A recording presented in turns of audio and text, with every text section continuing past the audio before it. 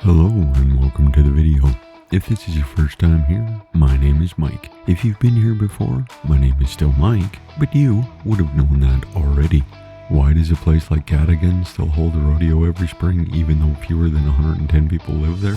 It's not just tradition, it's something deeper, something that's quietly kept this hamlet on the map long after its name stopped appearing in bold.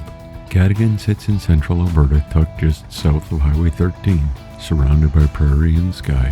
It was once a village, officially incorporated, but in 1946 it dissolved and became part of what is now the municipal district of Provost No. 52. That shift marked a turning point, not a decline, but a change in rhythm. The post office opened in 1909, and by 1930, Cadogan had grain elevators, a school, and a few stores lining its modest streets. The population swelled and dipped with the fortunes of farming and rail. Today, the town's modern community hall stands as a central gathering spot, built not to preserve the past, but to serve the present. It hosts everything from local meetings to social events, and it's a sign that Cadogan is still investing in itself. Just outside of town, Captain Ayer Lake and the Hills of Peace campground offer quiet escapes, and every late spring the rodeo returns. Re-established in recent years, drawing cowboys from across Western Canada. It's not a spectacle, it's a gathering. Locals say it feels like the town breathes a little deeper that weekend. So why the rodeo?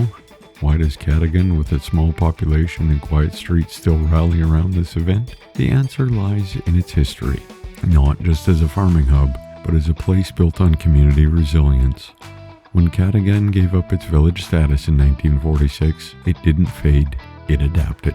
The rodeo is a living thread to that past. It's not about entertainment, it's about community, a way to say, we're still here, without needing to shout.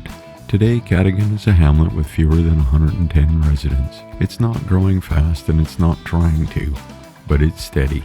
The roads are quiet, the sky is wide, and the community hall still opens its doors. The rodeo still kicks up dust, and in that rhythm, Cadogan keeps its place, not just on the map, but in the memory of those who pass through and those who stay.